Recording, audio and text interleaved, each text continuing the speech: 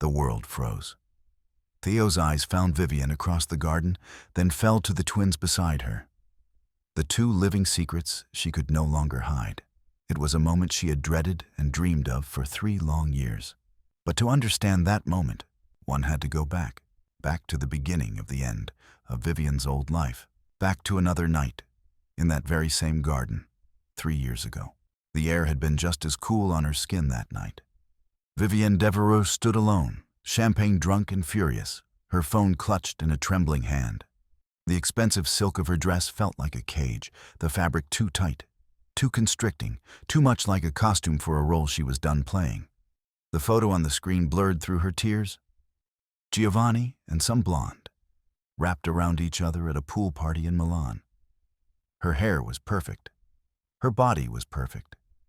They looked perfect together. Posted 3 hours ago.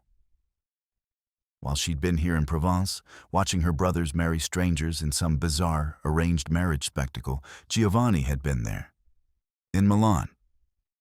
At a party he told her he couldn't attend because of work commitments with someone else.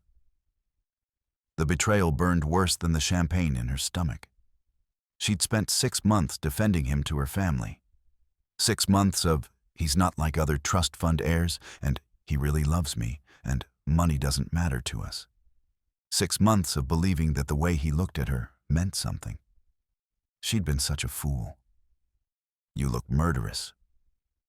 The voice came from behind her, low and familiar in a way that made her spine stiffen. She spun. Theo Beaumont stood a few feet away, bow tie undone, jacket slung over one shoulder, looking as wrecked as she felt. His sandy hair was disheveled. His hazel eyes were sharp despite the late hour and obvious alcohol consumption. God, even now, even heartbroken and humiliated. Her traitorous body noticed how good he looked. "Go away," she said, her voice rough with unshed tears. Charming as always. He moved closer anyway, hands sliding into his pockets. What happened? None of your business. Fair enough. But he didn't leave. Just stood there, hands in pockets, studying her with those annoyingly perceptive hazel eyes. The same eyes that had tracked her across rooms for months. The same eyes she'd been trying very hard not to notice. The boyfriend? She shouldn't tell him. Theo was trouble, always had been. They'd met only 3 times before tonight. First at a business dinner 6 months ago when Giovanni's family was considering investing in Theo's startup.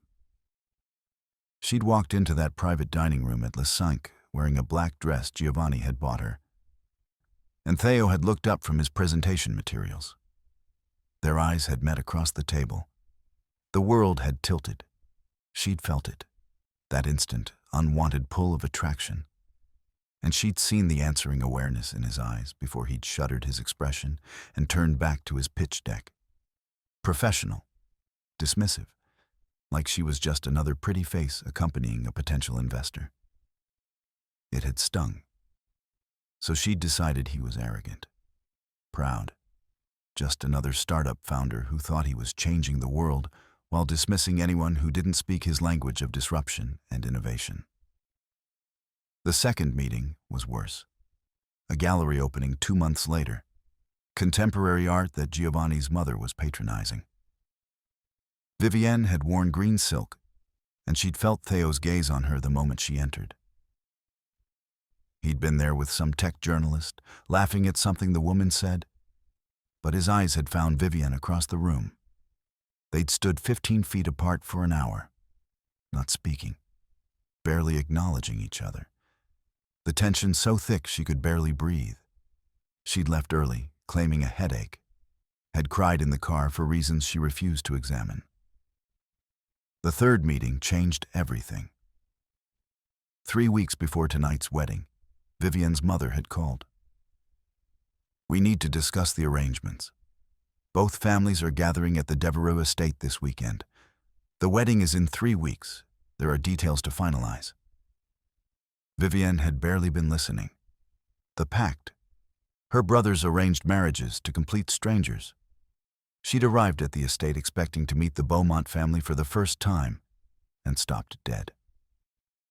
Because sitting across the table looking equally shocked was Theo Beaumont. Not Theo, the startup founder, not Theo who she'd been avoiding thinking about. Theo Beaumont, brother to Isolde and Ilara, part of the family her brothers were being forced to marry into. "You," they'd said simultaneously, voices strangled. Alexander looked between them with raised eyebrows, clearly picking up on the tension.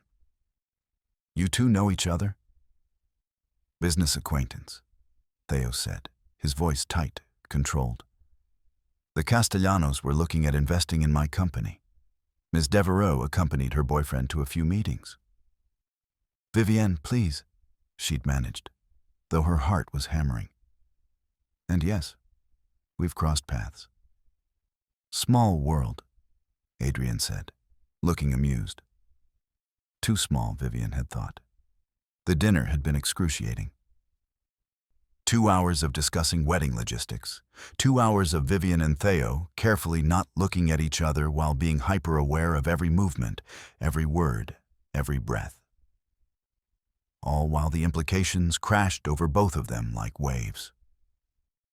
Giovanni's family had been considering investing in Theo's startup. And now Vivienne's family was bound by a 25-year-old contract to Theo's family. Her brothers were marrying his sisters. Their families were becoming inextricably linked. What were the odds? What were the impossible, ridiculous, universe-laughing-at-them odds? During a break between courses, Vivienne had escaped to the terrace. She'd needed air, needed space to process this cosmic joke. Of course he'd followed. She'd heard his footsteps, known without turning who it was. "This is insane," she'd said to the darkening sky. "Completely."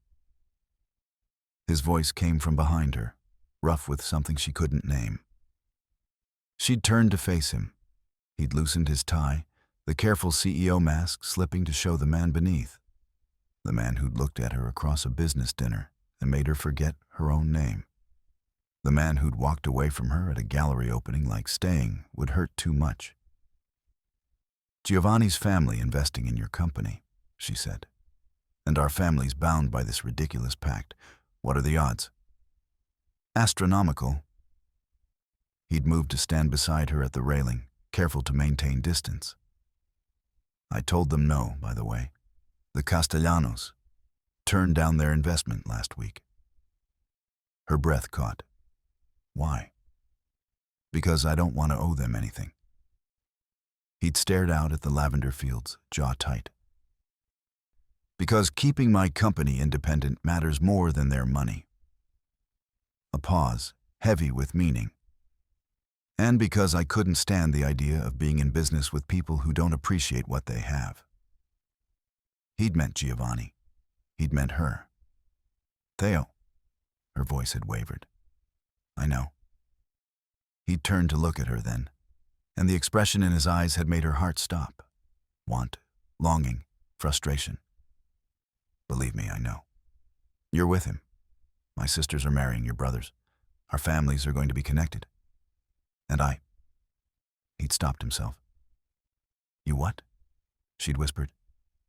"I can't want you," he'd said, the words sounding torn from somewhere deep. "But I do. I have since that first dinner. And now I'm going to have to see you at family gatherings and holidays and weddings, and pretend that every time you walk into a room, the world doesn't shift on its axis." She'd stopped breathing. "Theo, I should go." He'd stepped back, rebuilding his walls in real time. "Your boyfriend will be at the wedding, I assume?" "He says he has business in Milan." Even then, she'd suspected. Even then, she'd known Giovanni was pulling away. "Of course he does." Something dark had crossed Theo's face. "See you at the wedding, then. I suppose we'll be seeing a lot of each other. Family and all."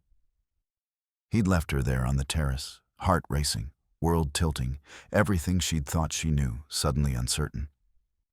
That had been 3 weeks ago. 3 weeks of telling herself it didn't matter.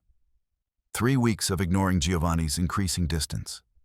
3 weeks of not thinking about hazel eyes and what-ifs, and the way Theo had said, "I can't want you, but I do." And then tonight. Giovanni's betrayal. Theo finding her in the garden. This moment. 3 times of Vivian telling herself she didn't notice how his eyes tracked her across rooms. 3 times of pretending the attraction didn't exist. Because it couldn't exist. He clearly thought she was just another spoiled rich girl clinging to Giovanni's money. She'd seen it in his dismissive glances during that first dinner, his polite coldness. And she'd decided he was exactly what he looked like. Proud, arrogant, another man who thought the world owed him something. The fact that her heart raced every time he was near, that was irrelevant, unwanted, something to be ignored. But tonight, with champagne and heartbreak making her reckless, she shoved the phone at him. "See for yourself." Theo took the phone, his fingers brushing hers. Even through the haze of alcohol and misery, she felt that touch like electricity. He stared at the screen for a long moment. His jaw tightened, a muscle jumping beneath the skin. When he looked up, something dangerous flickered in his eyes. "Classy," he said, his voice tight with controlled anger. He handed back the phone carefully, like he wanted to throw it but was restraining himself. "Real classy. I'm so glad you're enjoying this." The words came out bitter, sharp. "Did you come out here just to witness my humiliation? Add it to your list of reasons why I'm—" "Stop." The command was soft, but absolute. He stepped closer, close enough that she could smell his cologne. Something woodsy and expensive that she'd noticed every single time they'd been in the same room. "I'm not." He handed back her phone, his voice suddenly serious. Gentle in a way she'd never heard from him. "You're too good for him." The kindness caught her off guard. Theo was never kind to her, never gentle. They traded cold politeness and colder distance. They didn't do this. "Why do you care?" she asked, hating how small her voice sounded. "I don't." But his eyes said otherwise. Something raw and honest that made her chest tight. "Come on. Let's get you inside before you freeze." "I don't want to go inside. Everyone will ask questions." She wrapped her arms around herself, suddenly aware of how cold she was, how exposed. "Everyone will want to know why Giovanni isn't here, why I'm out here alone, and I'll have to smile and lie and pretend everything's fine when—" "Then don't go to your room." He pulled off his jacket and draped it over her shoulders without asking permission. The silk lining was still warm from his body. "Come to the guest house." He paused, something vulnerable crossing his face. No questions. Just not being alone. She should say no. Should maintain the distance they'd always kept. Should protect herself from whatever this was, this dangerous softness in his voice, this unexpected kindness. But she was so tired. Tired of being strong. Tired of being perfect. Tired of pretending she didn't notice him. "Okay," she whispered. Something shifted in his expression. Relief, maybe, or something deeper. They walked in silence through the gardens. The estate was quiet now, the reception finally winding down. Theo didn't try to fill the silence, didn't ask questions, just walked beside her, close enough that their arms occasionally brushed. Each touch sent sparks through her champagne-fogged brain. The guest house appeared through the trees, small, private, tucked away from the main estate. A place for overflow guests, for people who needed space from the main house's grandeur. Theo unlocked the door, held it open for her. The guest house was elegant but understated. A small living room with comfortable furniture, a kitchenette, a bedroom visible through a half-open door. It smelled faintly of lavender and old books. Theo moved to the small bar cart in the corner, pulling out a bottle of whiskey that looked expensive and probably belonged to the estate. He poured them both generous measures in crystal tumblers. "To terrible life choices," he said, raising his glass. "Speak for yourself." But she took the glass, their fingers brushing again, that same electric jolt. "I am." He drank deeply, grimacing slightly. "You think watching my sisters marry for duty was fun? Watching them sign their lives away to fulfill some contract our fathers made before we were born?" He poured himself another measure. "Your brothers, too. All of them trapped because our fathers couldn't let go of some 25-year-old contract, because legacy matters more than happiness. At least they're trying to make it work." Vivienne sank onto the couch, suddenly exhausted. The champagne and whiskey were mixing badly in her system, making everything feel fuzzy and too sharp at the same time. Are they? Or are they just good at pretending? Theo sat in the armchair across from her, keeping distance, she noticed, maintaining safety. "Because from where I'm sitting, we're all just performing our assigned roles. The perfect families, the perfect marriages, the perfect lies." She looked at him. Really looked. He was just as wrecked as she was. Tie undone, shirt untucked, hair disheveled where he'd run his hands through it. Beautiful in a careless way that made her chest tight. The same way he'd made her chest tight at that first business dinner 6 months ago when she'd walked in and their eyes had met. At the gallery opening 2 months after that, when she'd worn green silk and felt his gaze on her skin. At the pact meeting 3 weeks before tonight, when he'd told her, "I can't want you, but I do," and walked away. 3 times of telling herself she was imagining it. 3 times of pretending the pull between them didn't exist. But it did. It always had. And tonight, with alcohol and heartbreak stripping away her defenses, she couldn't pretend anymore. "Why are you being nice to me?" she asked again, her voice barely above a whisper. "Because you're crying. And I hate seeing you cry. You've made me cry before." The words slipped out before she could stop them. He went very still. "When?" "The gallery opening. When you looked at me like I was just another piece of decoration Giovanni brought along." Her laugh was bitter. "I left early. Cried in the car like an idiot." "Vivienne? It's fine. I know what you think of me. Spoiled rich girl with no substance. Just another pretty face on some heir's arm." She drained her whiskey, welcoming the burn. "You're not wrong." "I am wrong." His voice was rough. "I've been wrong about you since the beginning." She looked up, surprised by the intensity in his tone. Theo leaned forward, elbows on his knees, holding her gaze. "That first dinner, when you walked in with Giovanni, I thought..." He stopped, ran a hand through his hair. "I thought you were the most beautiful woman I'd ever seen. And then you sat down and started asking questions about my tech that proved you'd actually read my white paper, that you understood what I was building, and You what?" "I panicked." His laugh was self-deprecating. "Because you were with Giovanni. Because you were brilliant and beautiful and completely unavailable. Because wanting you felt dangerous." Her heart was hammering. "So you decided I was vapid instead?" "I decided I needed to stay away from you.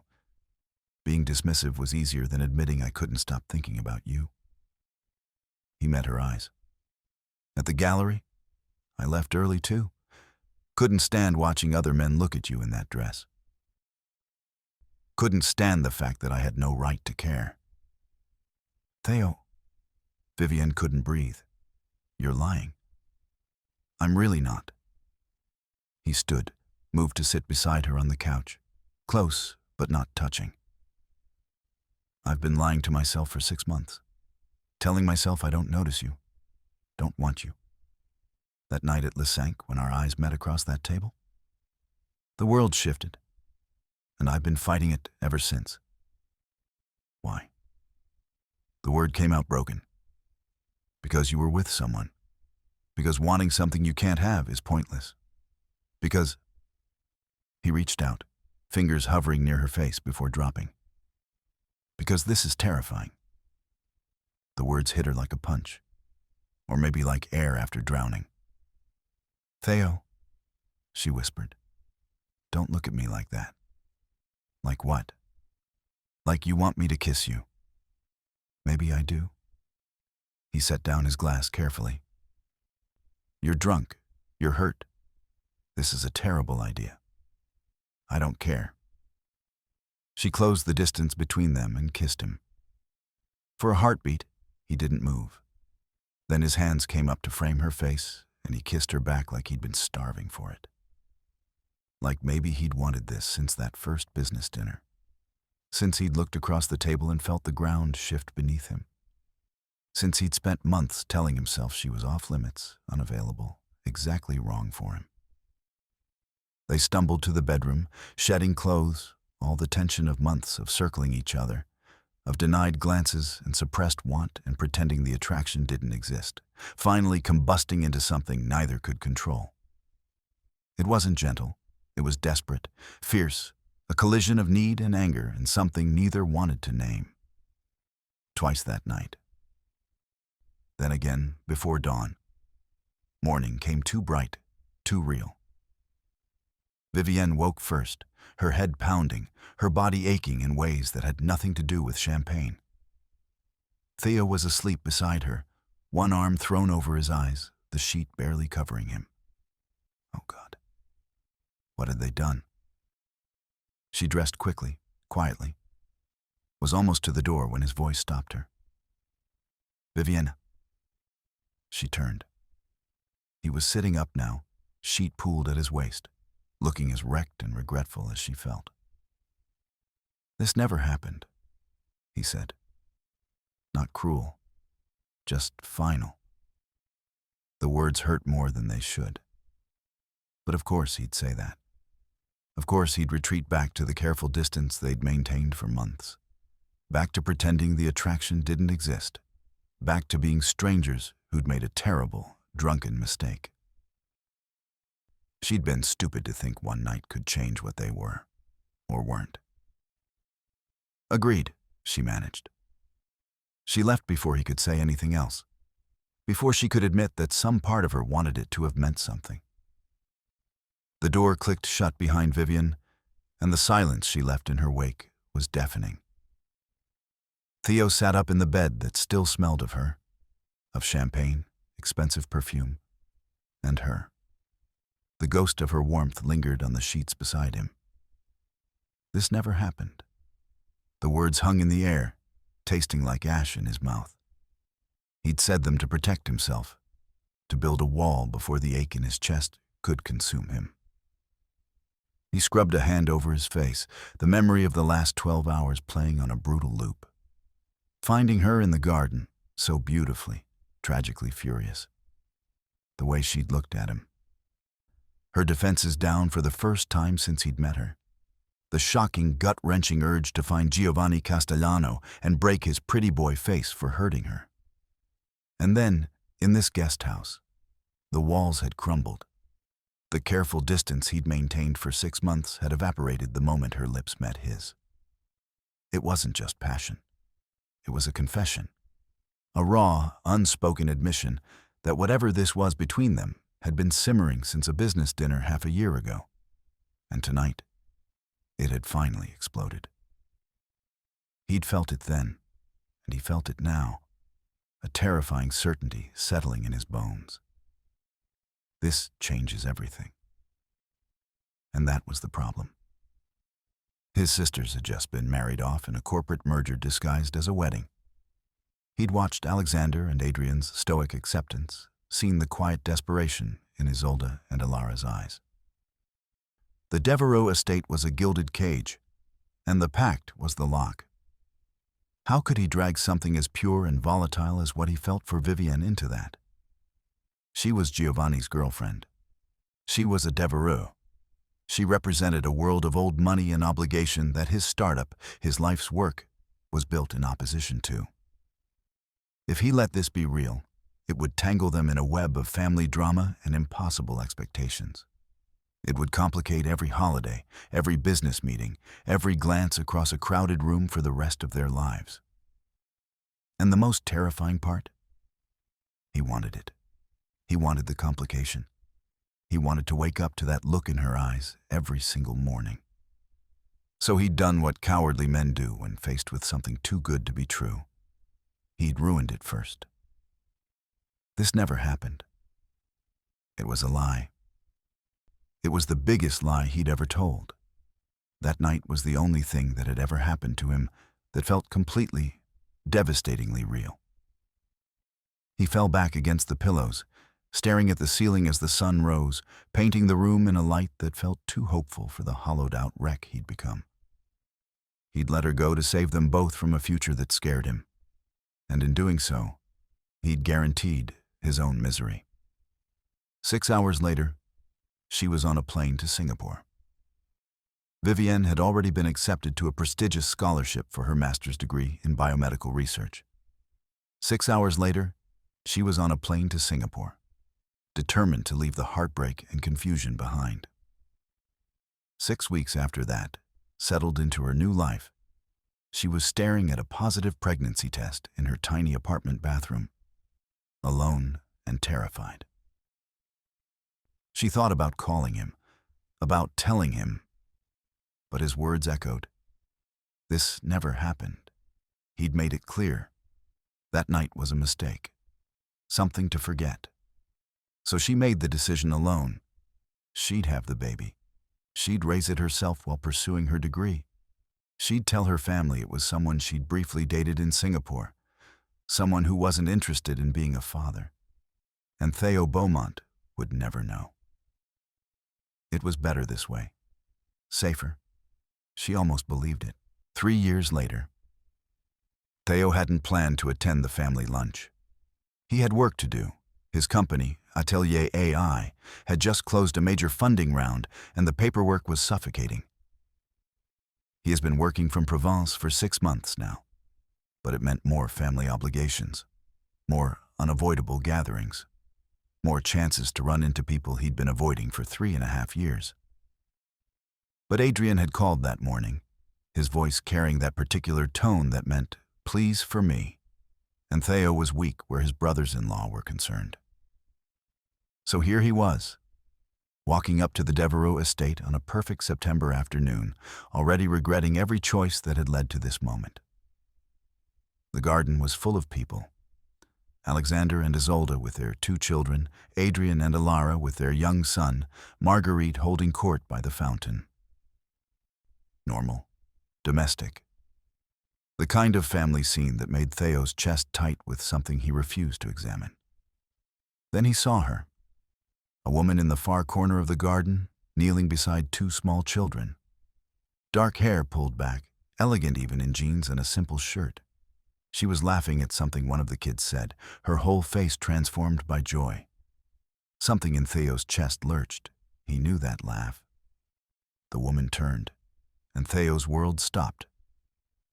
Vivienne Devereux, who'd been in Singapore for 3 years, who he hadn't seen since the morning after Alexander's wedding when she'd walked out of the guest house without looking back. Vivienne, who was currently watching 2 children, twins, it looked like, with the kind of maternal attention that made Theo's brain stutter. He started walking toward her before he decided to. One of the children, a little boy with sandy brown hair, turned to look at him, and Theo's heart stopped completely. The boy had hazel eyes, Theo's eyes, exactly. Time slowed to a crawl. The little girl turned too, and Theo saw his own smile reflected back at him. No. His mind did the math automatically. The wedding was 3.5 years ago. These children looked about 3 years old. 3 years. His children. Vivienne saw him then. Her face went absolutely white. "Theo," she said, voice barely above a whisper. "I didn't know you'd be here." He couldn't speak, could barely breathe. Just stood there staring at the children, his children, who were looking back at him with curious, innocent eyes. "How old are they?" he finally managed.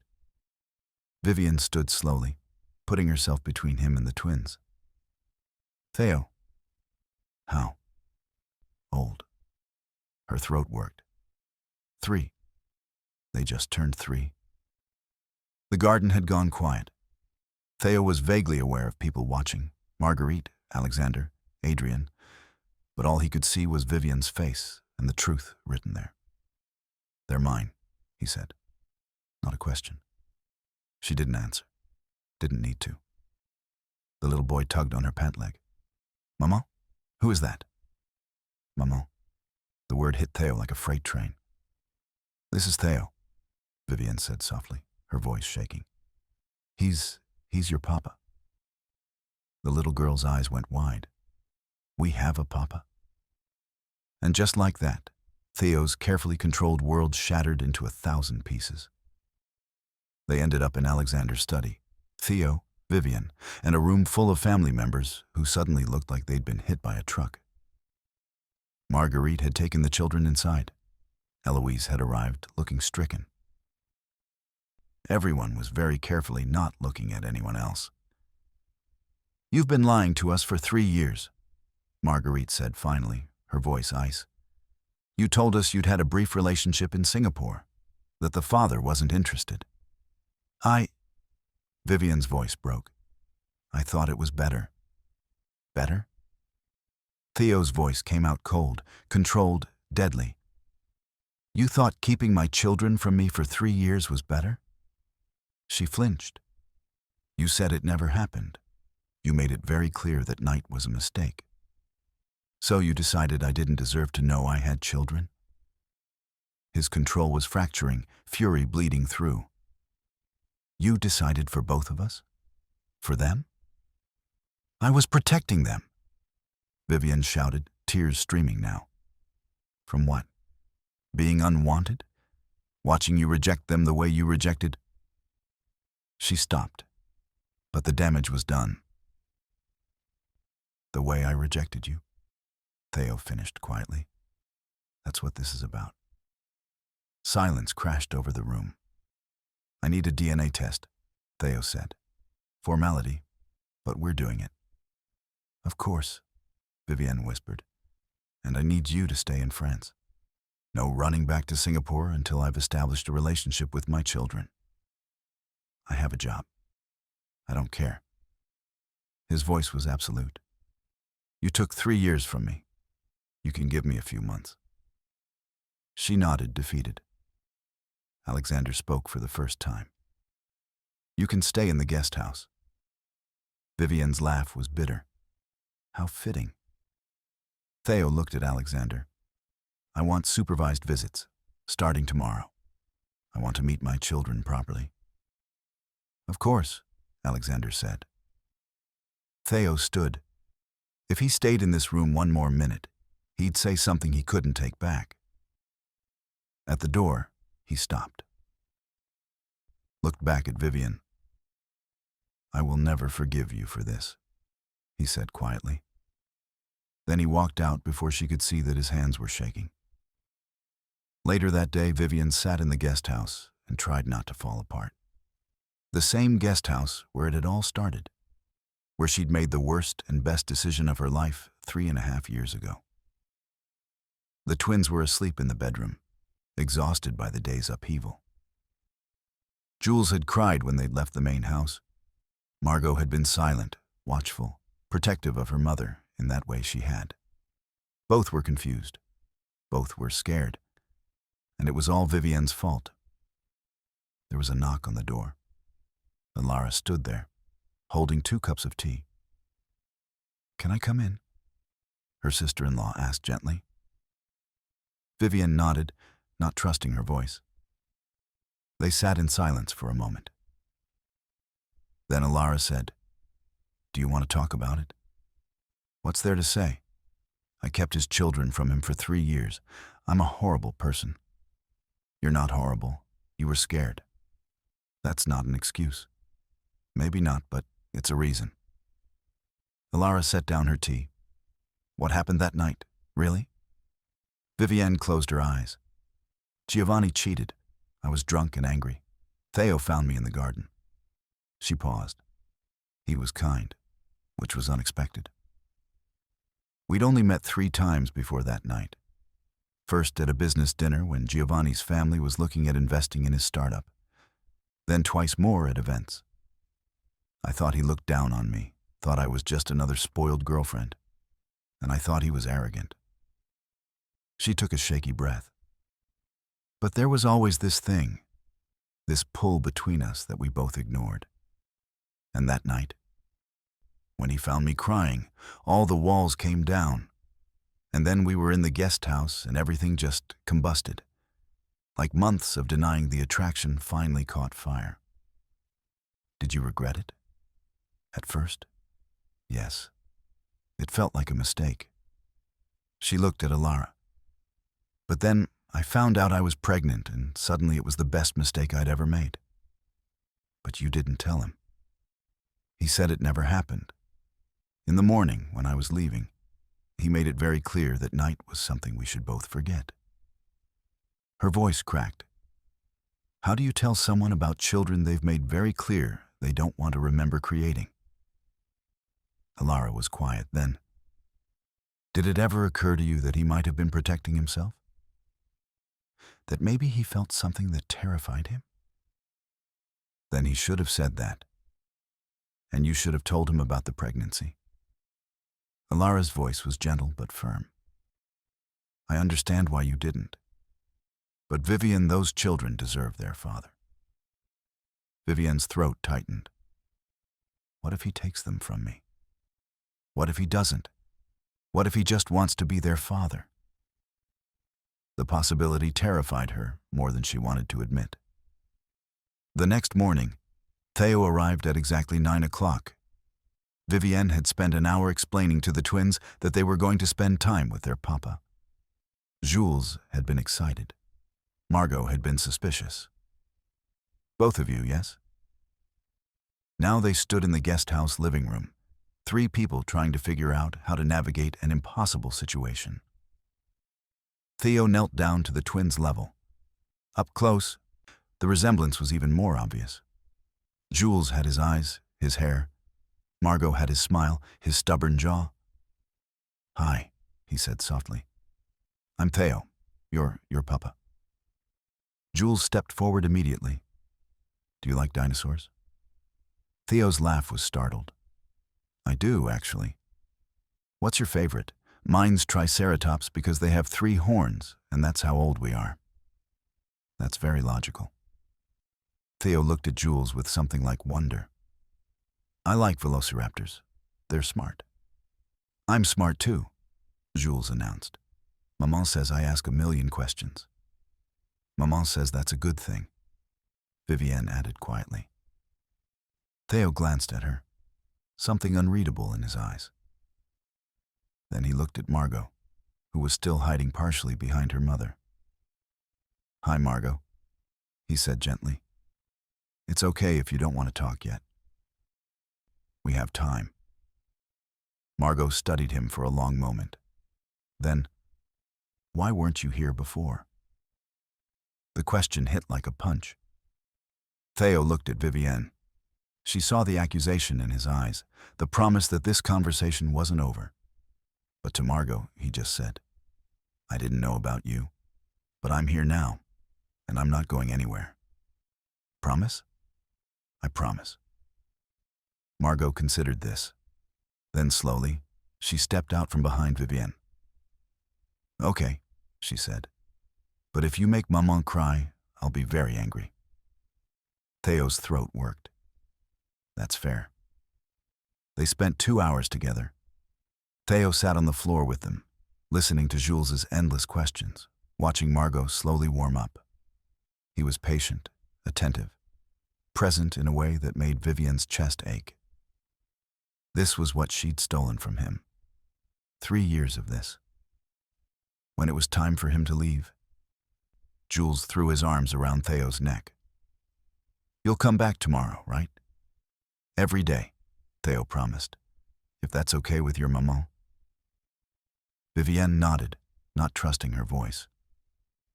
After the twins were distracted with toys, Theo stopped at the door. "They're incredible," he said quietly. "I know. I missed everything. Their first words, their first steps. 3 years of watching them become who they are. Theo, I meant what I said yesterday." His voice was steel wrapped in ice. "I will never forgive you for this." Then he left, and Vivian sank onto the couch and finally let herself cry. 8 weeks later. Theo had been a father for 8 weeks. 8 weeks of learning that Jules talked nonstop and Margot observed everything. 8 weeks of discovering that they both hated broccoli but loved strawberries. 8 weeks of bedtime stories and scraped knees and tiny hands reaching for his. 8 weeks of falling absolutely, terrifyingly in love with two small humans who looked at him like he'd hung the moon. And 8 weeks of carefully maintaining his fury at Vivian. The DNA test had been a formality. Obviously, they were his. The court had granted him supervised visitation immediately, with unsupervised visits pending after 2 months. Today was his first overnight with them. His apartment suddenly felt too small and too big at once. Jules was already bouncing off the walls with excitement. "Can we have pizza for dinner? Can we watch a movie? Can we sleep in your bed?" "Yes, yes, and definitely yes," Theo said, trying not to show how terrified he was. Margot was quieter, taking in the space with those serious eyes that reminded him too much of her mother. "Don't think about Vivian. Don't think about how she'd looked this morning when she'd handed over the twins, exhausted, worried, trying to hide how much it hurt to let them go." He was still furious at her, still couldn't forgive what she'd done. But watching her with the twins, seeing how much she loved them, he couldn't think about that. Dinner was chaotic. Jules got pizza sauce everywhere. Margot ate exactly 3 bites and declared she was full. The movie lasted 20 minutes before Jules fell asleep on the couch. Theo carried them both to his bed. They'd insisted on sleeping together, and tucked them in carefully. "Papa?" Margot whispered in the dark. "Yes, sweetheart?" "Are you and Maman going to get married?" His heart stopped. "Why do you ask that?" "Because that's what mamas and papas do. Uncle Alexander and Aunt Isolde are married. Uncle Adrian and Aunt Alara too. It's complicated. Do you love her?" Theo opened his mouth, closed it. Did he love Vivian? He'd spent 3.5 years trying not to think about that night, trying not to remember how perfect it had felt, how right, how terrifying. Trying not to remember that he'd been attracted to her from the first moment he'd seen her across that business dinner table 6 months before the wedding. That he'd spent 3 encounters telling himself she was off limits, unavailable, wrong for him. That the night in the guest house had felt less like a mistake and more like something inevitable finally happening. And now she'd kept his children from him, lied to everyone. Stolen 3 years he could never get back. He should hate her. So why did his chest ache every time he saw her looking lost? "I don't know," he said finally. "But I love you and Jules. That's what matters." Margot considered this.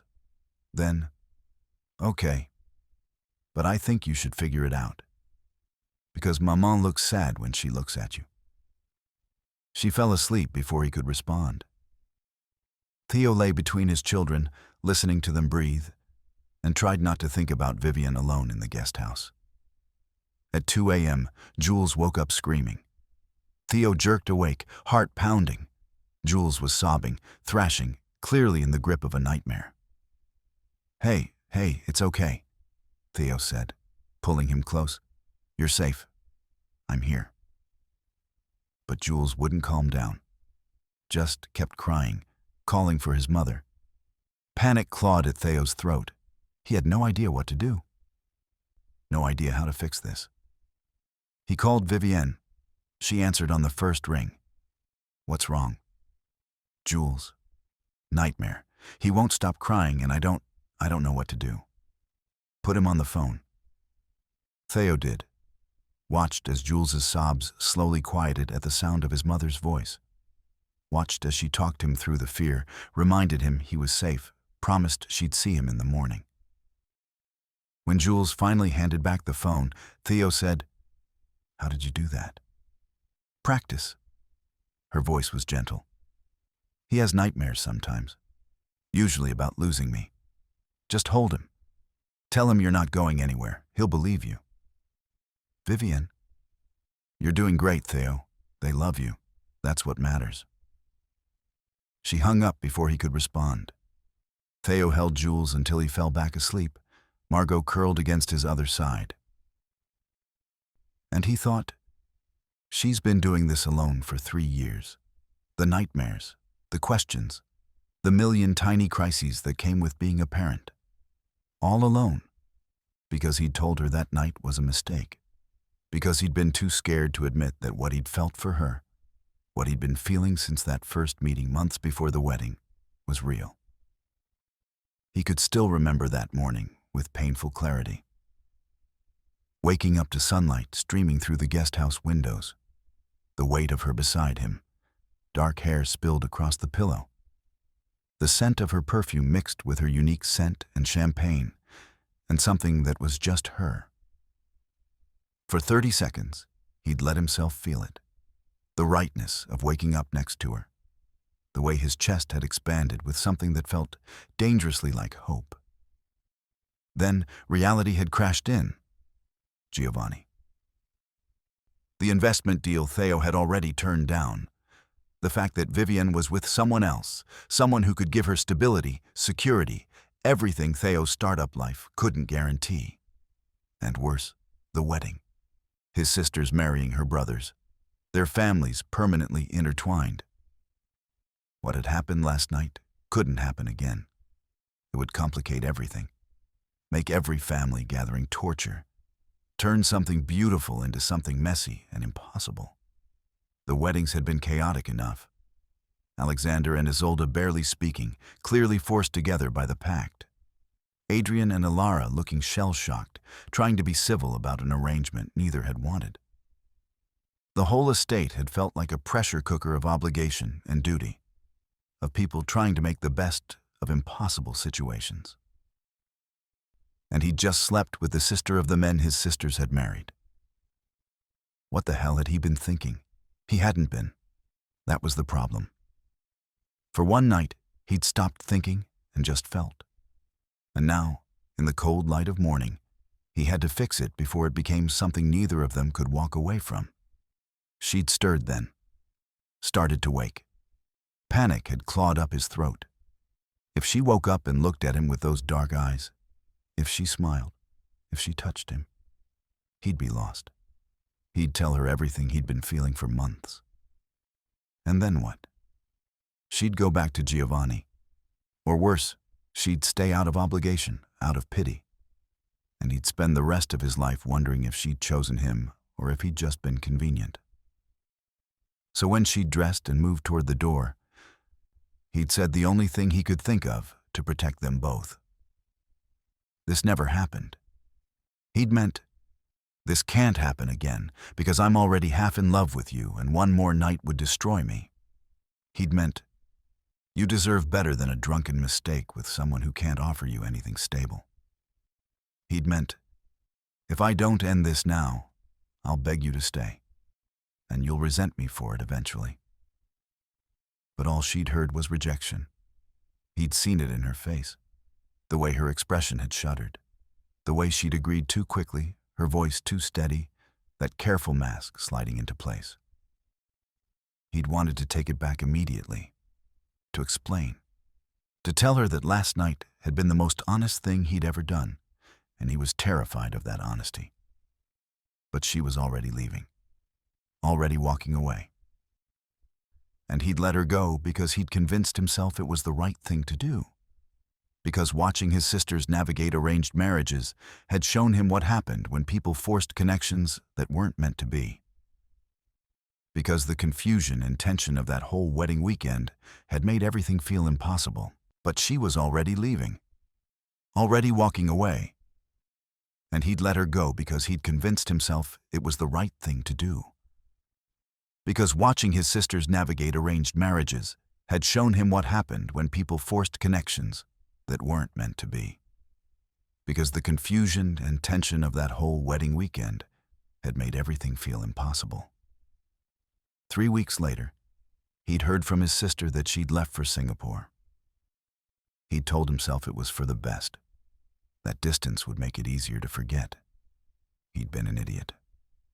And for the first time since he'd discovered the truth, Theo let himself feel something other than anger. He felt regret. The next few weeks were a crash course in fatherhood. Theo learned that Jules's favorite color changed daily, but dinosaurs were forever. That Margot liked her sandwiches cut diagonally, not straight across. That both twins had nightmares about monsters, but only Margot would admit it. He learned that 5 more minutes at the park meant 30. That "I'm not tired" meant they'd be asleep in the car within 10 minutes. That goldfish crackers solved approximately 80% of all problems. One Saturday morning, Vivian had an early meeting at a research facility. Theo picked up the twins for the whole day, his first full solo run. "Emergency numbers are on the fridge," Vivian said, looking anxious. "Jules's inhaler is in the blue bag, even though he hasn't needed it in months. Margot gets hangry around 11, so plan lunch accordingly. And if anything goes wrong..." "Vivienne." Theo put his hands on her shoulders. "We'll be fine. But what if..." "Then I'll call you. Or handle it, or both." He smiled. "They're my kids too. I've got this." She took a shaky breath. Okay, you're right. Say it again.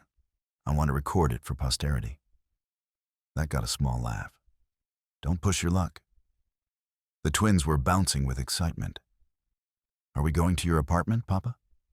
"Better. We're going on an adventure." The adventure turned out to be the Provence market, a sprawling outdoor affair with vendors selling everything from produce to pottery. Theo had a plan. Let the twins pick ingredients, then cook lunch together. It was ambitious, possibly foolish. "Can we get strawberries?" Jules asked, already pulling toward a fruit stand. "Absolutely. Margot, what do you want?" "Cheese." She pointed at a vendor with approximately 200 varieties. Theo looked at the cheese selection, then at his 3-year-old daughter, and wondered if he'd bitten off more than he could chew. "How about you pick your favorite 3, he suggested. She considered this with the seriousness of a sommelier. "This one is pretty. This one smells good. This one has the best name." The vendor, a weathered woman with kind eyes, smiled. A discerning customer. Would the young lady like to try samples? 20 minutes and 6 samples later, they had cheese selections, plus bread, plus vegetables Jules insisted on because Maman says we need colors, plus flowers because Margot thought Vivienne would like them. By the time they reached Theo's apartment, he was loaded down with bags. Both twins were chattering nonstop, and he was pretty sure this counted as a successful parenting mission. Cooking was an adventure in controlled chaos. Jules insisted on washing every vegetable individually. Margot wanted to stir everything, regardless of whether it needed stirring. Theo managed to keep them from burning down the kitchen while actually producing something edible. "Pasta with vegetables and cheese," he announced, serving their creation. "Made by us." "It's beautiful," Margot said solemnly.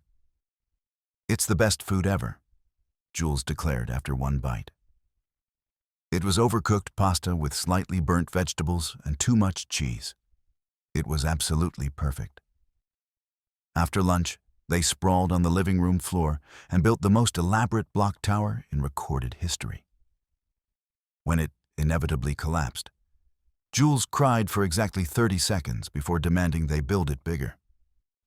"Again," he shouted. "But higher," Margot added.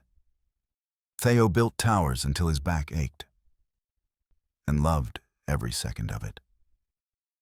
When Vivian came to pick them up that evening, she found all three of them asleep on the couch. Theo in the middle, a twin tucked under each arm, a nature documentary playing on mute. She stood in the doorway, taking in the scene. The flowers on the counter, the dishes in the sink, the blocks still scattered across the floor. Evidence of a day lived, a family made. She pulled out her phone and took a picture before she could stop herself. Then she sat in the armchair and just watched them, her chest tight with something that felt dangerously like hope. 3 months into co-parenting, they'd settled into a rhythm. Week on, week off.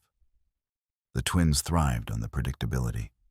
Theo had proven himself a natural father, patient, attentive, willing to learn.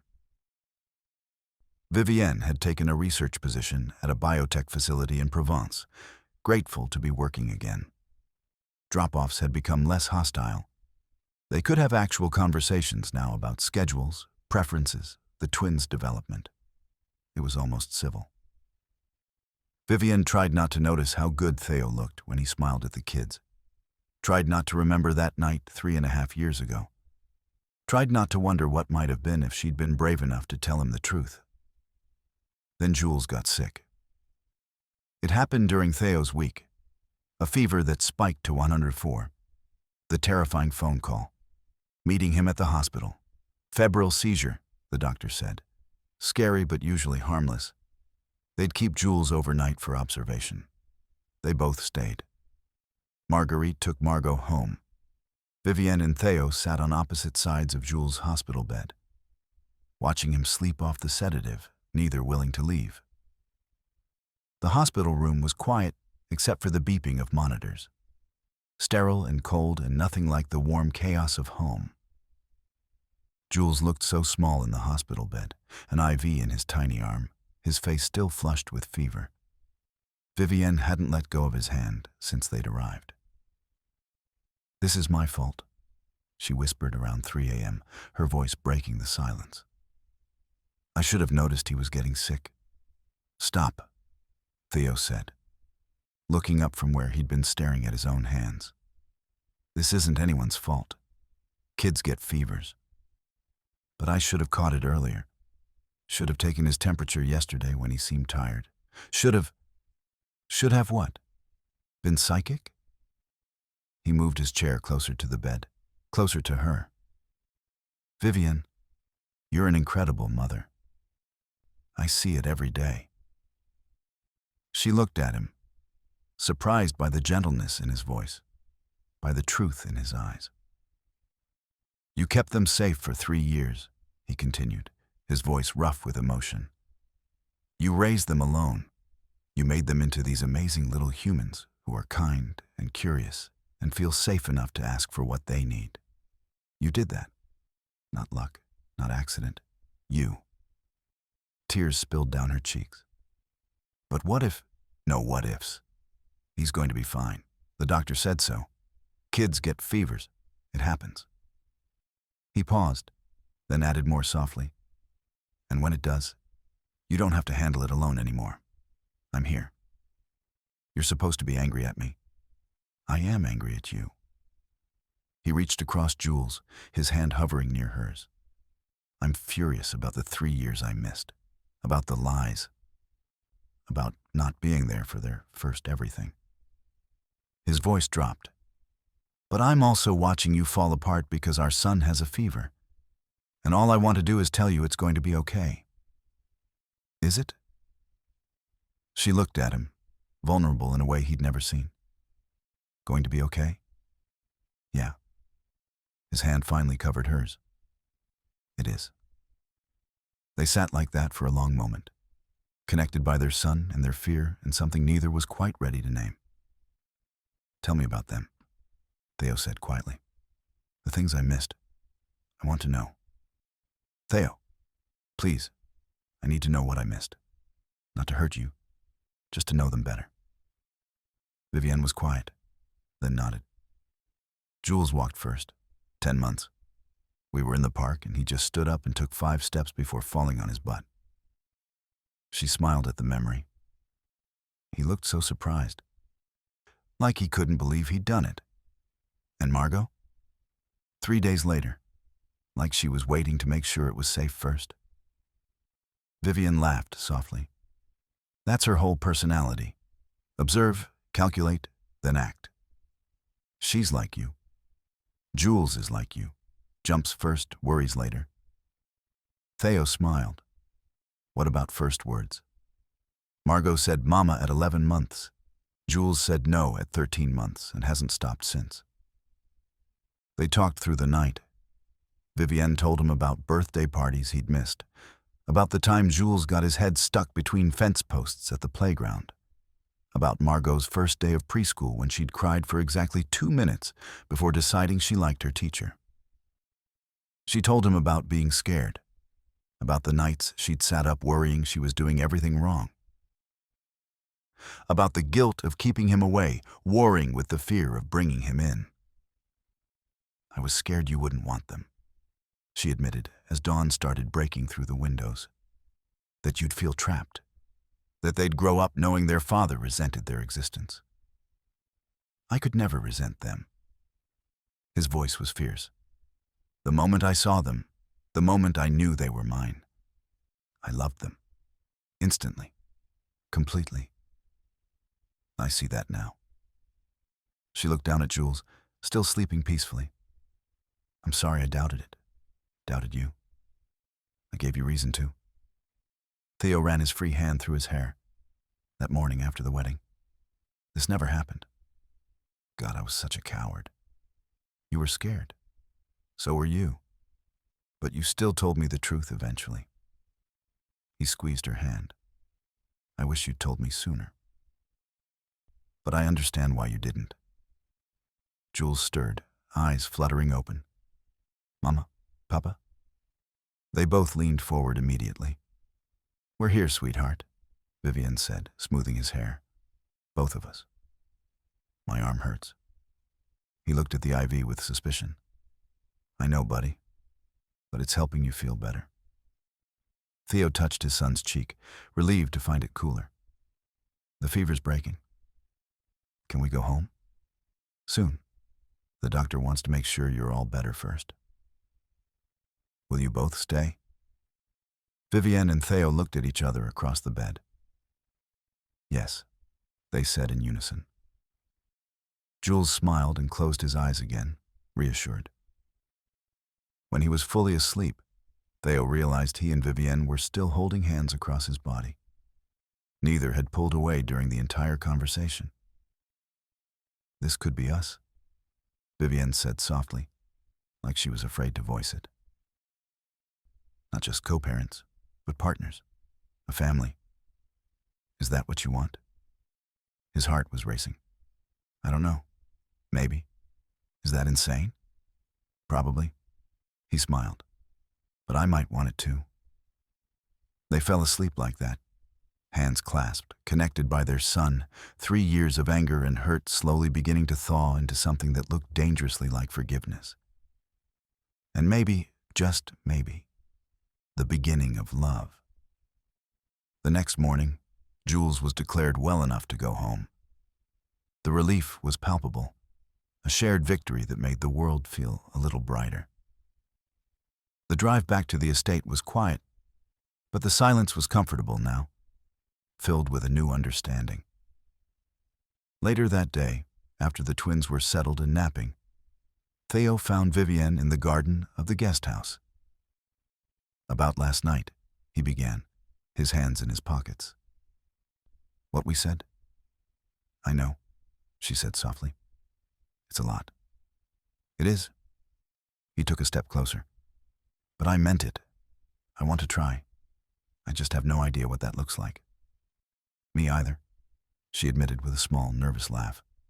Do we tell people? Do we keep it a secret from the kids?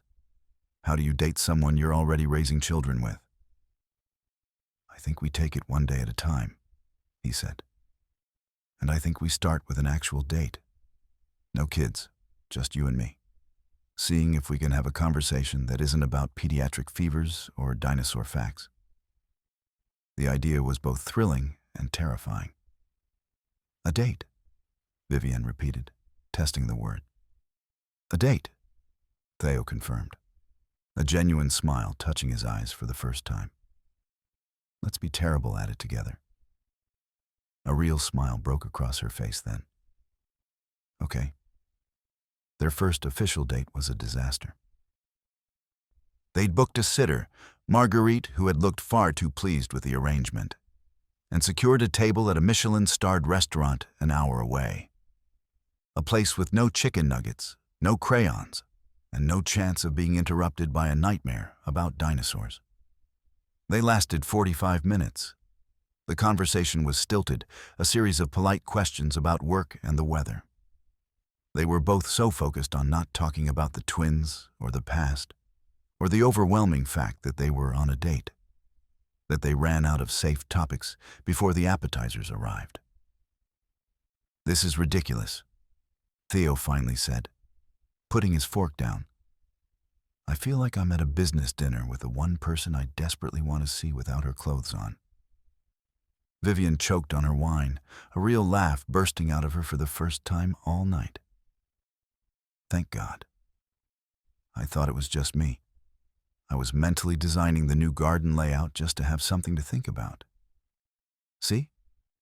This is why we shouldn't have tried to be normal. He signaled for the check. I have a better idea. His better idea was a food truck by the river, serving greasy, perfect frites in paper cones. They ate them on a park bench, shoulders brushing, and finally started talking. About Jules's latest obsession with space, about Margot's secret kindness to a smaller child at the park, about the terrifying, wonderful, mundane reality of building a life together from the shattered pieces of their past. It was the best date of her life. Their second date was at his apartment after the twins were asleep. They ordered pizza and attempted to watch a movie. They didn't make it past the opening credits. Their third date was a walk through the market, with the twins between them, holding their hands and swinging every few steps. It wasn't romantic in the traditional sense, but watching Theo patiently explain the different types of olives to a fascinated Margot, feeling the solid, steady presence of him beside her in the chaos of their life. It felt more like love than any candlelit dinner ever could. They were learning each other, not as the people they'd been that one night, or as the adversaries they'd been for months, but as the people they were now. A man who was a wonderful father, and a woman who was slowly, cautiously, letting her guard down. The twins' fourth birthday party was at Theo's apartment. Both families came, Devereaux's and Beaumont's, mixing like they'd been doing this for years instead of months. Alexander and Isolde arrived with their 2 children, gifts wrapped in elegant paper. Adrian and Alara brought their son and homemade cupcakes. Marguerite and Eloise came together, having apparently bonded over shared grandparent duties. The apartment was chaos. Children running everywhere, wrapping paper scattered, cakes smashed into someone's hair, Jules, naturally. The noise level was astronomical. The mess was epic. It was all perfect. Vivienne found herself laughing as she watched Jules demonstrate his new dinosaur figurines to his cousins. Margot sat with Isolde, seriously explaining her color-coded organization system for her new art supplies. They're happy, Alexander said, appearing beside her with a glass of wine. You did well, raising them alone. I did what I had to. Still counts. He paused. For what it's worth. I think you and Theo are good together. When you stop fighting it. Vivienne looked across the room to where Theo was attempting to assemble some complicated toy with Adrian's help. Both men were laughing at their own incompetence, reading instructions upside down.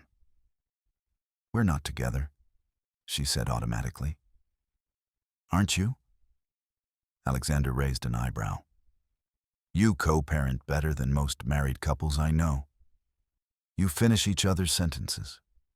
You look at him the way Isolde looks at me when she thinks I'm not watching. It's okay to be scared. God knows I was terrified of admitting I wanted more with Isolde. He squeezed her shoulder. But don't let fear make you miss what's right in front of you. He walked away before she could respond. Vivienne stood frozen, his words settling deep.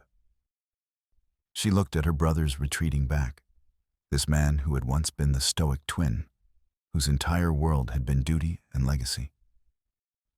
The change in him was profound. Isolde had softened his edges, brought a light to his eyes that Vivienne hadn't seen in years. He was no longer just fulfilling a role. He was living a life he truly wanted. The pact had started as a chain for him too, but he had forged it into something real, and he saw the same potential for her. Vivienne and Theo worked together naturally now, cutting cake, pouring drinks, redirecting small hurricanes, like partners, like maybe they'd been doing this together all along. Maman, Papa, look what Uncle Adrien made. Margot came running with a paper crown decorated with dragons. It's beautiful, Vivienne said. The best crown ever, Theo agreed, placing it carefully on Margot's head. Both twins beamed at them, at their parents, together, both here, both present. Later, after cake had been demolished and presents opened, after the younger kids had crashed in various corners of the apartment and the adults were cleaning up in the kitchen, Vivienne found herself on the balcony with Theo.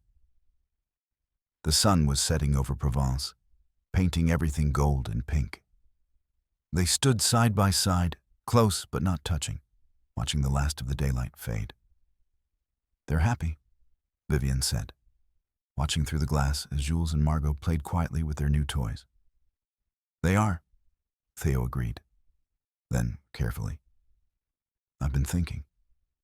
About what? About us. About this arrangement. He turned to face her, nervous in a way she rarely saw him. The kids keep asking why we don't live together. Why we're not married. Vivienne's heart stuttered. What are you saying? I'm saying maybe they're right. Maybe we should consider... He ran a hand through his hair, frustrated with himself. God, I'm terrible at this. What I'm trying to say is, Uncle Theo, can you help me? One of Alexander's kids called from inside. Yeah, 1 second, Theo called back. He looked at Vivienne, something vulnerable and hopeful in his eyes. Can we talk about this later? Really talk? Okay, Vivienne managed, her heart racing. Later. He squeezed her hand and went back inside. Vivienne stayed on the balcony, processing. Had he been about to propose? Suggest they try dating? Move in together? And why did the thought make her feel both terrified and thrilled in equal measure? Later, after the chaos had settled and the adults were cleaning up, Vivienne found herself on the balcony with Theo. The sun was setting over Provence, painting everything gold and pink. They're happy, Vivienne said, watching through the glass as Jules and Margot played quietly. They are, Theo agreed. He was quiet for a long moment, watching the sunset. I've been thinking. About what? About you. About me. He turned to face her, his expression unguarded and vulnerable. These last few months, they've been the best of my life. And it's killing me a little every time you and the twins drive away. Vivienne's breath caught. Theo, I know we're taking it slow, and I don't want to rush you. But this half-in, half-out thing, it's starting to feel like half-living. He took a step closer, his voice dropping to a near whisper. I want more of you, Vivienne. I want more mornings. More stupid, simple nights on the couch. I want to be the one you talk to at the end of the day, not just the co-parent you check in with. What are you asking me? She whispered, her heart hammering. I'm asking you to stay. The words were simple, but they held the weight of his whole heart. Not forever, if you're not ready. Not even every night. But more. Start leaving a toothbrush, a change of clothes. Just be here, with me. Let me fall asleep knowing you're down the hall. Let me try to be the man who gets to keep you. It wasn't a demand. It was a plea, an offering. He was asking her to let him in, to trust him with more of her life, more of her heart. He was asking for a chance to build a home for her, one day at a time. Looking at him, at the raw hope and fear in his eyes, Vivian felt the last of her own fears crumble. She reached for his hand. Be a family, Vivian finished softly. Yeah. His voice was rough. Is that crazy? Probably. She laughed, but there were tears in her eyes. We barely know each other. We started with lies. We have 3 years of hurt and anger between us. But somewhere between those drop-offs and shared custody schedules, I started to feel it too. She took a shaky breath. Like maybe we're not just co-parents. Like maybe we could be partners, really partners. Theo reached for her hand. So, what do we do? Yes, she said softly, lacing her fingers through his. Okay, I'll stay. It's real, he said with certainty. I've been fighting how I feel about you for months. Hell, years if we're counting honestly. And I'm done fighting it. Theo, I'm not asking you to marry me. Not yet. He smiled. But I am asking if we can try. Really try. To see if what we're building could be something permanent. Vivian thought about all the reasons to say no. The fear, the risk, the possibility of failure. Then she thought about Jules and Margot sleeping in the next room. About months of building trust, about the way her heart raced when Theo smiled at her, about Alexander's words, "Don't let fear make you miss what's right in front of you." Okay, she said with conviction. Let's try. The smile that broke across Theo's face was worth every risk. He leaned in slowly, giving her time to pull away. She didn't. The kiss was soft, tentative. Nothing like the desperate collision of 3.5 years ago. This was a promise, a beginning. When they pulled apart, both smiling, Theo rested his forehead against hers. For the record, he said, I'm going to propose eventually, when we're ready, when it's right. Good to know. Just wanted to give you fair warning. Noted. She kissed him again. But first, let's figure out how to date while parenting twins. How hard can it be? They both laughed, because they both knew exactly how hard it would be. But maybe, just maybe, it would be worth it. The decision to be more than co-parents settled over them, not like a sudden storm, but like the slow, warm dawn after a long night. It was in the quiet moments that Vivian felt the shift most profoundly. It was in the way Theo's hand would find the small of her back when she was washing dishes at his sink, his touch no longer hesitant, but possessive. Sure.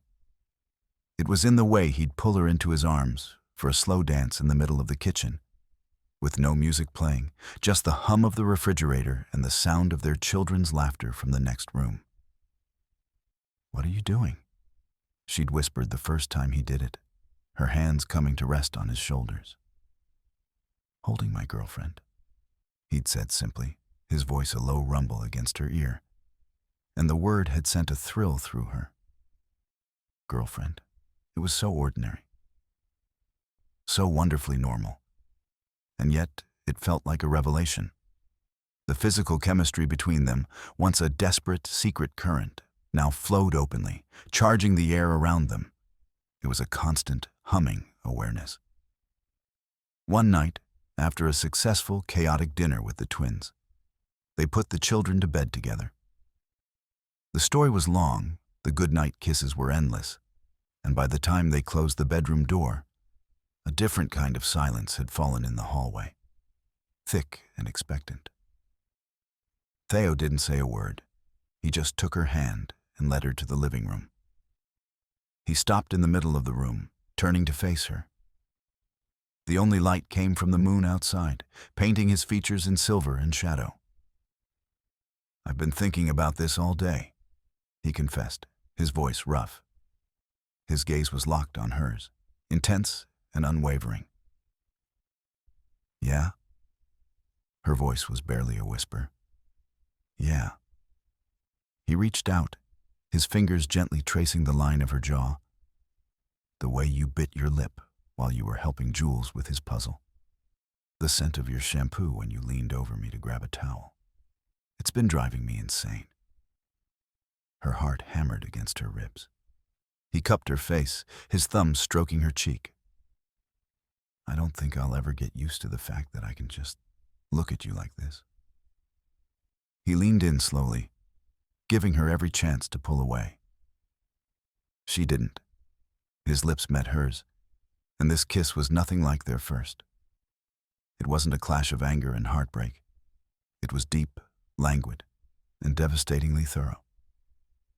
It was a kiss that said, I know you now, and I still want you more. It was a promise. When they finally broke apart, they were both breathless. He rested his forehead against hers, his hands sliding from her face to her waist, holding her there. I love you, you know, he said into the space between them, his voice quiet but clear. She stilled in his arms. They had said, I want you, and we're a family. But this was new. This was the final wall coming down. She pulled back just enough to see his face. In the dim light, she could see the truth in his eyes. It wasn't a question. It was a statement, a gift. Tears pricked her eyes, but they were happy tears, the kind she hadn't known she was capable of. I love you too, Theo. The smile that spread across his face was the most beautiful thing she'd ever seen. He kissed her again, soft and deep. Good. They spent weekends exploring Provence together, a real family of 4. They had picnics where the twins would run themselves to exhaustion and then fall asleep in the back of the car on the way home, leaving Vivian and Theo to drive in peaceful silence, their hands linked over the console. The heat was in the constant, quiet tension. It was in the way his eyes would darken when she laughed at something he said. It was in the way her breath would catch when he'd come up behind her while she was reading, his hands settling on her shoulders as he pressed a kiss to the top of her head. It was in the charged silence they'd share after putting the kids to bed, a silent conversation passing between them that was full of want and a patient, building anticipation. He supported her work at the biotech facility, genuinely interested in her research. She, in turn, learned about the pressures of his company, offering insights he admitted he hadn't considered. They were partners in every sense of the word. The yours and mine of their lives began to seamlessly blend into ours. His apartment stopped feeling like his and started feeling like theirs. Her favorite tea was always in his cupboard. His expensive shampoo started appearing in her shower. The twins had designated drawers and toys in both places, but it was Theo's home that increasingly felt like the center of their universe. It was a Saturday morning, a few weeks into this new reality, that Vivian felt a sense of peace so profound it almost hurt. She was making pancakes while Theo wrestled with the twins in the living room, their shrieks of laughter echoing through the open-plan space. The sun was streaming in, illuminating dust motes dancing in the air. It was messy and loud and perfect. Theo caught her eye over Jules's head, a flower-dusted Margot clinging to his leg. He didn't smile. He just looked at her, and the love in his gaze was so open, so unwavering, that it stole her breath. In that moment, she knew. This was it. This was the life she'd been too afraid to even dream of. It was this perfect, hard-won happiness that made the email from Singapore, when it arrived the following Tuesday, feel like a seismic crack in the foundation of their new world. She had never felt more certain of her path, which was why the email from Singapore, arriving the following Tuesday, felt like a seismic crack in the foundation of their new world. The email from Singapore arrived on a Tuesday. Vivian's dream job: lead researcher on a groundbreaking biomedical project. Everything she'd worked toward before her life had irrevocably changed, and it required moving back to Singapore. She waited until the twins were asleep, her hands trembling as she showed Theo the email on her tablet. She didn't say it casually. Her voice was thick with the weight of it. Theo read it, his face carefully neutral. When he looked up, the calm felt dangerous. "When do you leave?" "I haven't decided if I'm going." The words were true, but they sounded weak even to her. "Haven't decided?" He set the tablet down with a quiet, precise click. "Vivian, look at me." His voice was low, but it vibrated with a hurt she hadn't anticipated. "We just hung curtains in the children's rooms. We bought a dining table big enough for all of us. We are building a life. And you're considering dismantling it?" "It's my dream job, Theo. The one I left Singapore without finishing." "And what about the dream we're living right now?" he asked, his composure cracking. "What about the family you're a part of here? His voice broke. "Do we not factor into this dream? This isn't about you. This is about my career, It is about me," he shot back, finally unleashing the emotion he was holding back. "It's about us. You don't get to make these decisions in a vacuum anymore. That's what being a family means. I moved my company, my entire life, to be with you and our children, not to be your part-time partner while you pursue a dream on the other side of the world." The accusation that she was reverting to her old, solitary decision-making hit its mark. "That's not fair. This is an impossible choice." "It's only impossible if you're considering it alone," he said, his voice dropping to a devastated whisper. "And if you're considering it at all, that tells me everything I need to know about where I stand." He grabbed his keys and left, the door closing not with a slam, but with a quiet, final click that was somehow worse.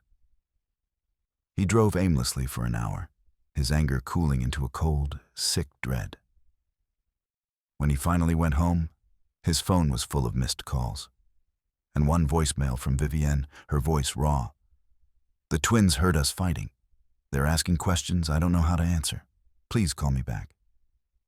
God. He'd made his children cry. He was repeating the very patterns of conflict he'd sworn to avoid. He called her back immediately, his own voice ragged with regret. "I'm sorry. I'm so sorry. Can I see them?" "Not tonight. They're finally asleep." She sounded utterly drained. "But Theo, we need to talk, really talk." "Tomorrow?" he asked, the word a plea. "Tomorrow." Adrian found him at midnight, sitting on his balcony. "You look like hell," Adrian observed. "Thanks. Want to talk about it?" "She's considering Singapore, the dream job." "Is she? Or is she just terrified?" Adrian sat down. "According to Alara, she's been agonizing over that email for 2 weeks. She hasn't told anyone but you. That doesn't sound like someone who's leaving. It sounds like someone who is desperately looking for a reason to stay." "The life we're building should be reason enough," Theo said, the pain sharp in his chest. "It is. But maybe she needs to hear you say that it's not just about the kids, that it's about her, that you want her to stay." Adrian gave him a knowing look. "You moved your company for them, but you rebuilt your life for her. Maybe it's time you told her that." After Adrian left, Theo sat alone with the simple, terrifying truth. He was in love with Vivienne Devereaux, not just as the mother of his children, but as the woman who made his world make sense. And tomorrow, he was going to tell her. The next day, Vivienne had made her decision at 4 a.m. She'd emailed Singapore. "Thank you, but no." She was staying in France. Not for the twins, though they were part of it. not for the research position she had here, though she loved the work. For Theo, because somewhere between the hospital vigils and birthday parties and co-parenting logistics, she'd fallen in love with him all over again. Or maybe she'd never stopped. Now she just had to tell him. She was halfway to his apartment when her phone rang. "Vivienne?" His voice was urgent. "Don't move. I'm coming to you." "Actually, I'm coming to you." "Where are you?" "About 3 blocks from your place." Pause. "I'll meet you at the corner." They spotted each other at the same time, both slightly out of breath, both clearly dressed in a hurry. "I turned down Singapore," Vivienne blurted. "I love you," Theo said at exactly the same moment. They both stopped. "What?" they said in unison. Theo stepped closer. "I love you. Not because of the kids, not because it's convenient, because you're brilliant and fierce and you make me want to be better. Because I've been attracted to you since the moment I saw you at that business dinner. Because I spent months before the wedding telling myself I couldn't have you, shouldn't want you. Because that night 3.5 years ago wasn't a mistake. It was the most honest thing I'd ever done, and I was too scared to admit it." Vivienne's eyes filled with tears. "I turned down Singapore. I'm staying. For the twins, yes. But also for me. For you. If you want me." "If I want you?" He laughed, pulling her close. "I've wanted you since that first dinner when you walked in with Giovanni and I couldn't stop staring. Since the gallery opening when you wore that green dress and I had to leave early because being near you was torture. Since the pact meeting when I found out our families were connected and I realized I was going to have to see you forever and never be able to have you. I was just too much of a coward to do anything about it." As they walked, fingers laced together, a weight she'd carried for years finally lifted. She thought of the photo that had started it all, Giovanni and the blonde in Milan. For a long time, that image had been a symbol of her humiliation and poor judgment. Now, it felt like a relic from someone else's life. She had long ago unfollowed him, but she knew, with a quiet sense of peace, that if she saw his face now, she would feel nothing but a distant gratitude for the path his betrayal had set her upon, however rocky it had been. "We wasted so much time," she whispered. "Then let's not waste any more." He kissed her. Right there on the street corner in Provence, morning sun breaking over the rooftops, 3.5 years of longing and regret and hope. 6 months of denied attraction before the wedding, then 3 years of separation, finally culminating in this moment.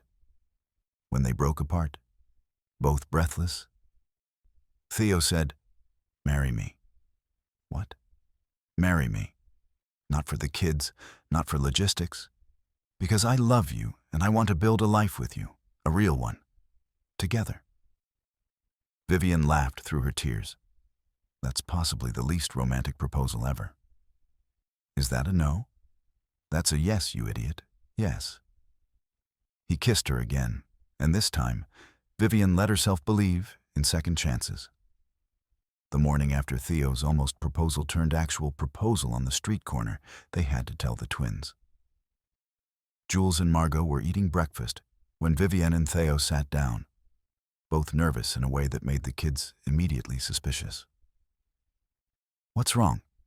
Margot asked, eyes narrowing. "Nothing's wrong," Theo said. "Actually, something's very right." "Are we getting a dog?" Jules asked hopefully. "Nobody. Better." Vivienne reached for Theo's hand. "Your papa and I are getting married." There was a beat of silence. Then Jules exploded off his chair. "Yes, finally. I told you they loved each other, Margot." "You said they were being weird," Margot corrected. But she was smiling. "Are we going to live together, all 4 of us?" "Yes," Theo said. "If that's okay with you." "Can I have my own room?" "Of course." "Can Jules not be in it?" "Hey!" Vivian laughed, relief flooding through her. Yes, you'll each have your own rooms, and we'll figure out everything else together, as a family. A real family, Jules said, bouncing, like Uncle Alexander's. We were always a real family, Theo reminded him gently. This just makes it official. The twins tackled them both in a hug that dissolved into tickles and laughter and the kind of joy that made all the fear worth it. They decided Vivian and the twins would move into Theo's apartment temporarily while they house hunted. It was tight quarters, but it felt right. The first morning, waking up all under one roof, was chaos. Jules wandered into their bedroom at 5 a.m. Papa, I can't find my dinosaur. It's in the living room, buddy, on the couch. Are you sure? Yes. Go back to sleep. 10 minutes later, Papa, I still can't find it. Theo got up, found the dinosaur. It was under the couch, not on it, and returned to bed where Vivienne was trying not to laugh. Welcome to family life, she whispered. Worth it, he said, pulling her close. At 6 a.m., Margot appeared. Maman, Jules is being loud. Tell him to use his inside voice. I did.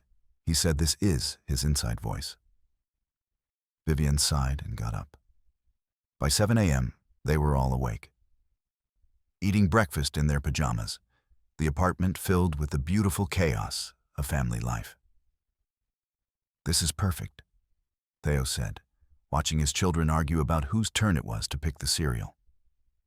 This is insane, Vivian corrected. But she was smiling. Same thing. They found their house 3 weeks later, a stone villa on the outskirts of Provence, with a garden big enough for the twins to run wild, a studio space for Vivian's work, and a home office for Theo. It needs work, the realtor said apologetically, showing them rooms that needed painting, a kitchen that was dated, a garden that was overgrown.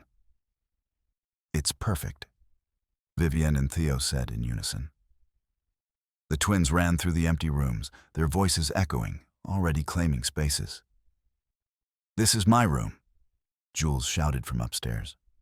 No fair, I wanted that one, Margot countered. We'll figure it out, Theo called up. He turned to Vivienne. What do you think? I think it needs a lot of love. Good thing we have plenty.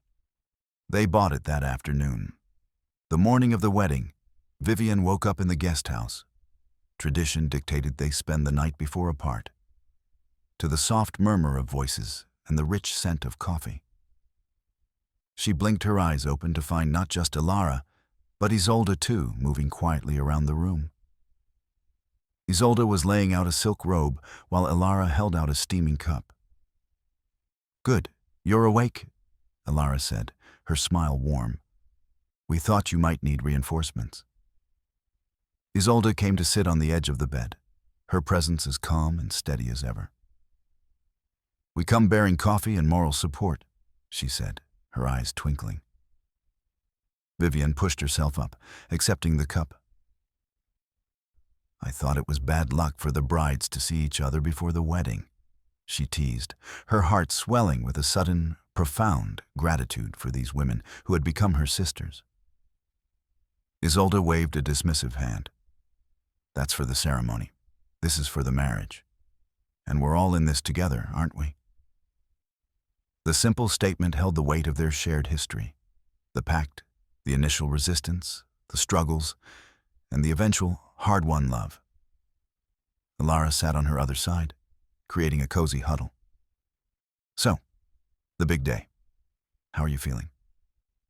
Vivienne looked between their kind, expectant faces and found the truth spilling out.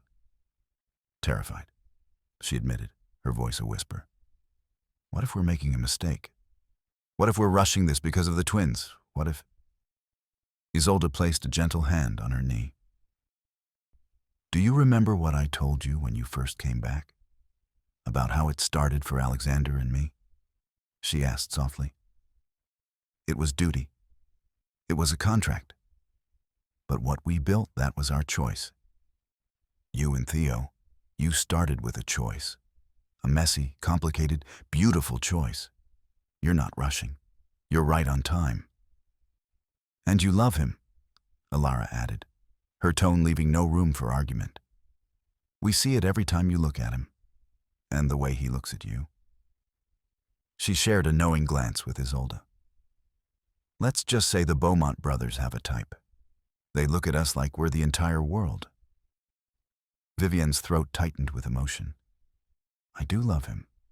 So much it feels overwhelming. Good, Isolde said, squeezing her knee. It should feel big. It's the rest of your life. But you won't be building it alone. You have us. You have this whole, messy, wonderful family you helped create. The last of her nerves settled, replaced by a glowing certainty. These women, who had walked this path before her, were her guides. Their happiness was proof that her own was possible. Now, Alara said, clapping her hands together briskly, finish your coffee. We have a wedding to get ready for. 5 years late.